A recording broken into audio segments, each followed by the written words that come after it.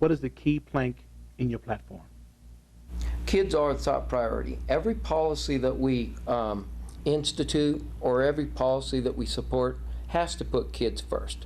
And I'll take that a step further. Not just everybody says kids first. I hear people doing the stupidest stuff saying that they're putting kids first.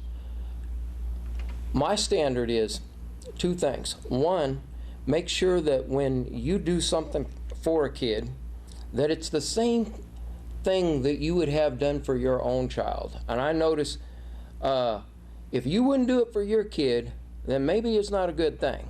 With the looming deadline of October 15th by the Accreditation Committee, how do you assess the progress? They're making progress, and I want to help make sure that they continue to make progress. So I've been speaking with board members, I've been speaking with staff and students. The things that need to be improving are improving. Salaries and compensation account for 89% of the budget for BBC, and soon to go as high as 96%. I understand the goal is around 80%. How would you address this problem? Well, you know, it's always a popular thing to target those folks that make a living, and I hear it all the time in my field that all of us make too much money too. Now, I don't believe that for a minute, and the community needs those kind of wages in the high desert. It's some of the best jobs that we have up here. We certainly don't want to discourage anybody from working at our schools. We want to have the best, and sometimes you have to pay to get the best.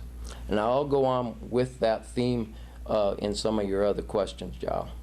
I understand the unions endorsed you for your race. What was the process and how were you selected? It should come as no surprise to some of our viewers that I just came off a congressional race, and we did real well, and I didn't ask for anybody's endorsement. My views supporting public school employees and workers in general are pretty clear, and there was a ballot statement mailed out to every registered voter in the 8th Congressional District that stated that. So if working people, organized or otherwise, said, I think he could do take care of our students and take care of our interests, you know, you'll have to ask them why they would pick me. But I am honored if indeed they want me to represent their interests. Hey, and by the way, I'm not the only candidate that was endorsed by the union. One of the challenges pointed out in the accreditation report is the high turnover of senior leaders. How would you address this issue? What would you do? Well, you know, that ties in with this complaint we have about how we pay folks up here. So our wages are in line with other areas. Now, if we intend to keep good people here, they need to be paid the way good people get paid. I grew up understanding that a man, if he was worth his salt, then he should get paid. And these folks that provide the most valuable service that we have, it's the most important profession out there. If they don't get paid properly, then we can't expect the professionalism that they deliver day in and day out. Here's another question that was submitted. If the college loses its accreditation, how would it affect the monies that were already collected from citizens in 2008 with Proposition JJ, $297 million for eliminating the college debt, upgrading infrastructure, and purchasing land for construction for new facilities? Well, I'm not that kind of counselor. I'm a high school counselor. I'm not a legal counselor. So I don't know exactly what would happen in that scenario.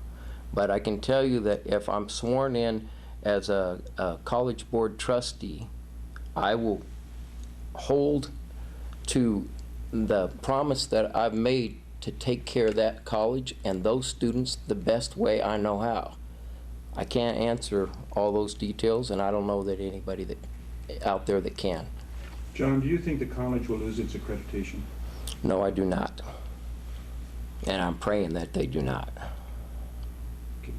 Your opinion, Mr. Pinkerton. Has the board contributed to the present issues at the college?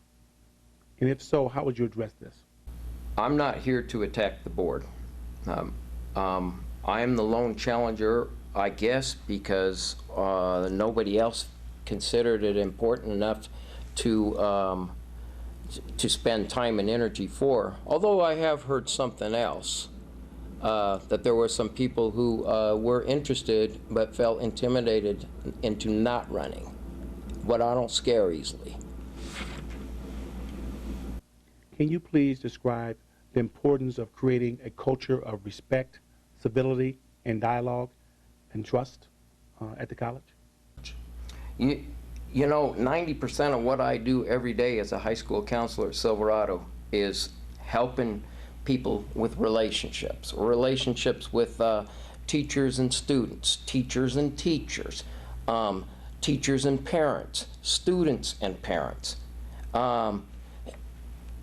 We got to be civil in this. The board members must be civil with one another, and staff must be civil with one another. The president must be civil with the staff and the board, and I will be a civil board member.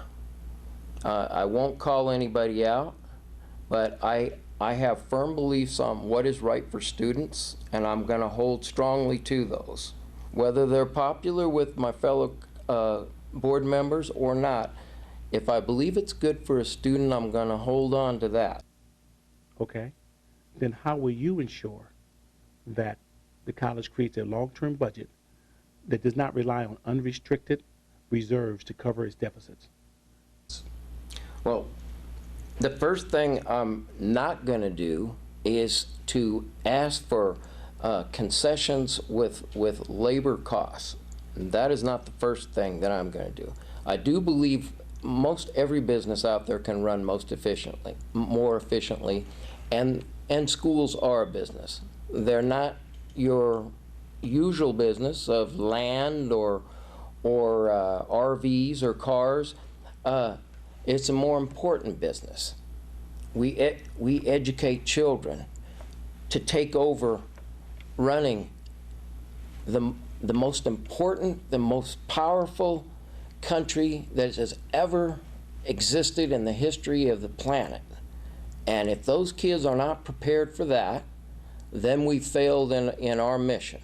So it's not just any business, it's the most important of businesses.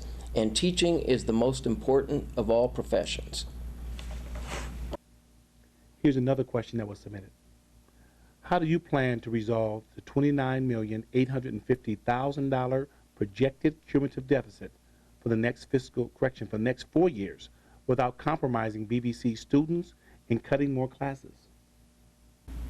There has been steps already taken to bring that deficit spending down, and I will continue with that.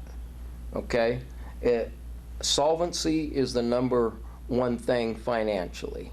The institution has to survive. All of us have a vested interest in that. So those on the right and those on the left will find common ground in making sure that that institution survives. It's in our best interest to make sure that happens. How will you help the sustainability and the leadership of the college? Well, that's our college.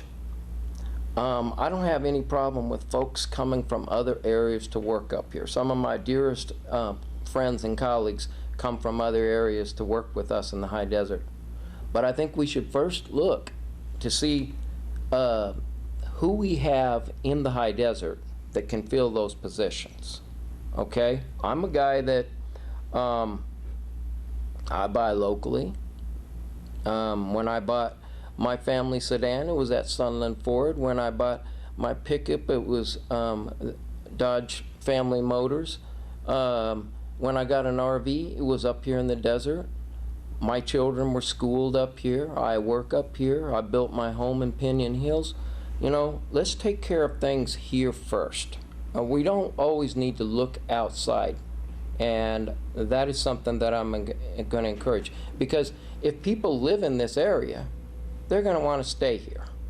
So that's my top priorities, is let's look in the high desert for the positions that need to be filled in the high desert. Okay. Is there anything else you want to add? The Declaration of Independence stated that the pursuit of happiness was important.